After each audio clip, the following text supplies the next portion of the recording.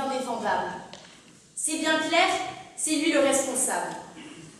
Il a mérité votre mépris, il mérite la haine, la violence, la maltraitance envers une femme et des enfants. Nul ne peut cautionner, nul ne peut défendre, nul ne peut justifier. Oui, c'est lui le responsable. Vous aimeriez que je dise cela? Il nous serait bien plus confortable que nous n'allions pas chercher le fautif plus loin. Que l'homme ne soit qu'un, que l'homme acteur de ses actes soit l'homme conscient et responsable de ceci, sans complexité, sans excuse. Et pourtant, ce n'est pas lui le responsable, c'est elle qui l'habitait, elle qui le possédait. La maladie. Et de celle-ci, vous ne pourrez vous en débarrasser à coup de démarches judiciaires. Vous ne pourrez pas la porter à l'échafaud. La maladie ne répondra jamais de ces mots. Et moi-même, je voudrais tant m'allier à vous pour la mettre hors d'état de nuire, car elle ne mérite aucun avocat, aucune défense, aucune issue. Monsieur le Président, Madame, Messieurs du tribunal, la tumeur a frappé. Elle frappe aujourd'hui, elle frappera demain, sans jamais être condamnée. Elle harcèle, violente, maltraite sa victime. Qui est le prochain? Tumeur bénigne ou maligne, souffrance ou risque de mort. Qui est le prochain? Alan Foiré, que je défends devant vous aujourd'hui, est un rescapé. Il y a quelques années déjà, il est tombé amoureux d'Eva. Cette dernière est tombée enceinte 3 fois, et puis il a suffi d'une fois pour qu'il tombe malade. Une longue chute, une vie d'adrénaline, des chutes à sensation, mais la dernière, paf! Une chute malheureuse. Alan était malade, complètement malade. De la maladie d'amour à la maladie qui terrifie tout le monde, au diagnostic qui fait pleurer.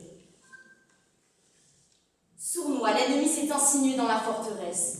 Discret tel un serpent, tapis dans la pénombre, il mord. Cruel, il attaque et tient le siège. Les cris, la peur, l'impuissance de l'assiégé. Le chef du village se battra. Il mènera cette bataille, il ne capitulera pas.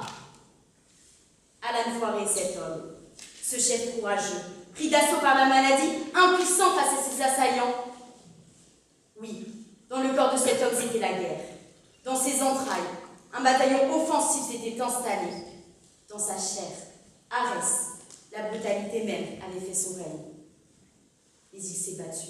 Battu pour sa belle Eva, battu pour ses 3 enfants, pour chacun d'eux, pour Antonia, pour Paige et pour Fiona.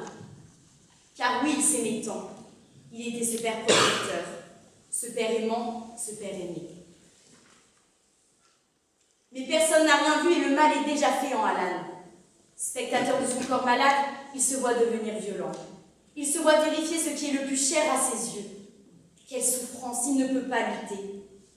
Il pense et agit à l'inverse de son cœur. La maladie pense et agit à la place de lui. Eva décide alors qu'il faut protéger les rescapés. Elle prendra ses filles et fuira loin du front de la bataille.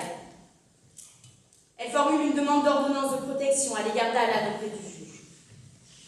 Tout semble perdu, mais Alan ne capitule pas. Il débusque l'ennemi et le sort de ses tranchées. Victoire! La tumeur est retirée, il a battu la maladie. Le chef de la tribu dépose son armure pour redevenir simplement père de famille. De nouveau le calme, de nouveau le père protecteur, le père aimant. Mais que fait-on du père aimé? Eva veut l'effacer, le rayer de leur vie. Elle renouvelle sa demande d'ordonnance de protection à l'encontre d'Alan. L'article 3 de la Convention de New York de 1989 dispose que dans toutes les décisions qui concernent les enfants, l'intérêt supérieur de l'enfant doit l'emporter. Monsieur le Président, Madame, Messieurs du tribunal, il faut que l'intérêt supérieur d'Antonia, Paige et Fiona prime dans votre décision. Quel est l'intérêt supérieur de ces enfants? C'est ce qui leur est bénéfique, ce qui leur importe.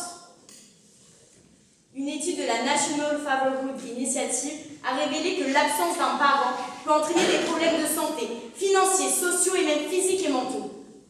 À tout âge, la présence d'une figure paternelle dans la vie de l'enfant est essentielle et primordiale. Une présence protectrice et rassurante pour le jeune enfant. Puis le père permet d'aider à la prise de confiance de l'adolescent. Voilà l'intérêt d'Antonia, Paige et Fiona, grandir avec l'aide de leur mère et de leur père, d'avoir une famille complète, un socle solide pour construire leur vie.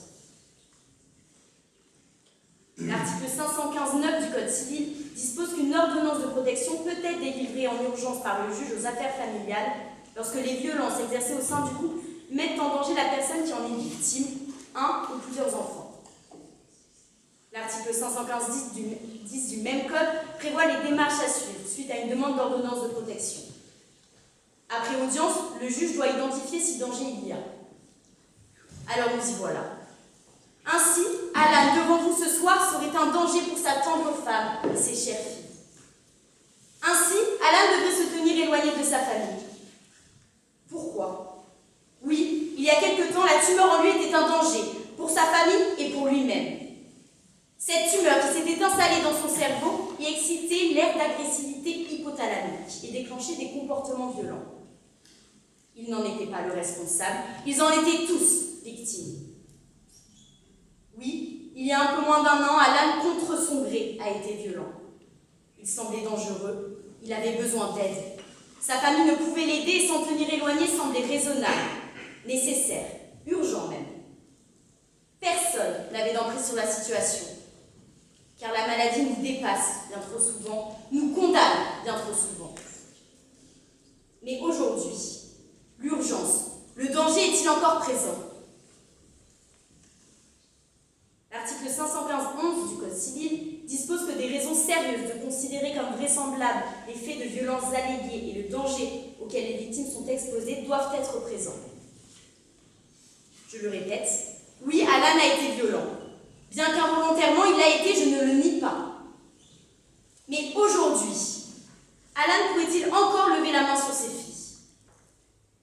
Non, car maintenant la tumeur l'a quitté. Elle a rendu les armes. Elle n'est plus tortionnaire d'Alan, de sa femme et de ses filles. Sa tumeur a été un danger avéré pour ses filles et sa femme, elle l'a été, mais elle ne l'est plus. Avant cette triste histoire, il était le compagnon et le père rêvé. Il n'a pas changé, il est toujours cet homme qu'elles ont tout aimé et qu'elles aiment encore. Dans un arrêt du 13 février 2020, la Cour de cassation rejette la demande d'ordonnance de protection formée par une épouse à l'égard de son mari, car celle-ci n'avait pas démontré l'existence d'un danger actuel pour elle ou pour ses enfants, de telle sorte que la délivrance d'une ordonnance de protection n'était pas justifiée.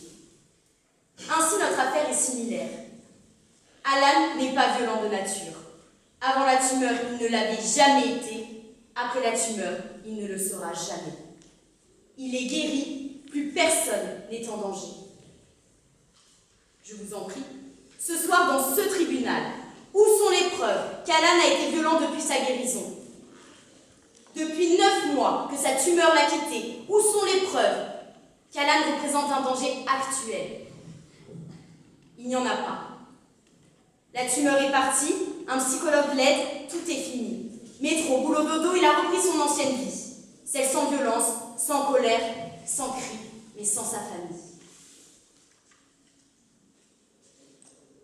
Ma consoeur vous a dit que les violences ne s'effaceraient jamais dans les souvenirs des jeunes filles et d'Emma.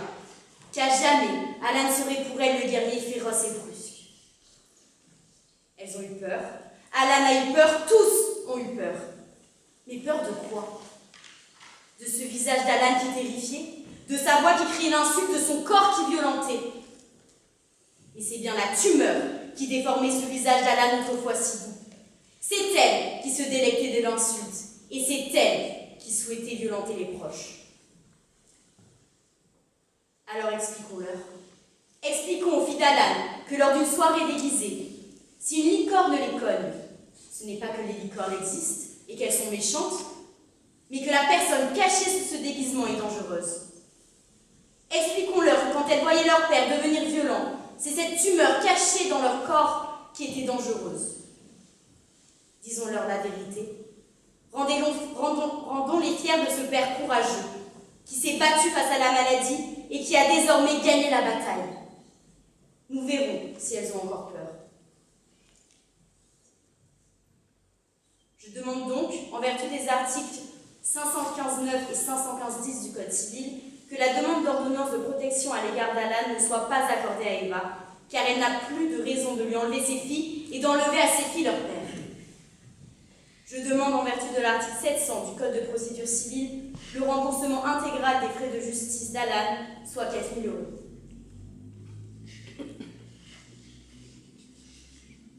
La tumeur est indéfendable.